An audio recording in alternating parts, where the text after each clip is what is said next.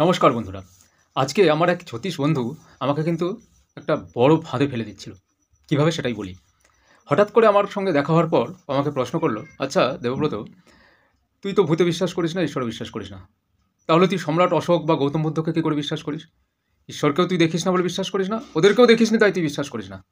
এইরকম তোর একটা দ্বৈত যে আ আ সত্তা, সেটার পক্ষে যুক্তি কী?"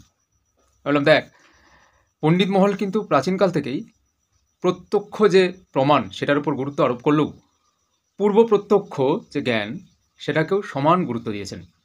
তুই চরক সংহিতাতে দেখ, সেখানে যে ৩ প্রকার পূর্ব প্রত্যক্ষ জ্ঞানের কথা বলা আছে তার মধ্যে অন্যতম হচ্ছে যে বর্তমান দেখে অতীতের অনুমান করা। কি না, বর্তমানে কোনো গর্ভবতী মহিলা দেখে অতীতে তার মৈথুনের অনুমান করা।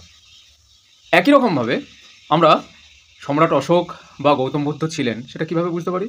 গৌতম বুদ্ধের মূর্তি, তার যে সম্প্রদায়, মহাযান, হীনযান এবং অবশ্যই অশোকের শিলালিপি, এই সমস্ত দেখেই বুঝতে পারি যে তিনি ছিলেন। কিন্তু ঈশ্বর বা ভূতের ক্ষেত্রে এই ধরনের কোনো কিছু নেই, তাই বিশ্বাস করি না। যেদিন প্রমাণ থাকবে সেদিন বিশ্বাস করব। কী রে, বুঝাতে পারলাম কি? অবশ্য আর কিছু বলেনি।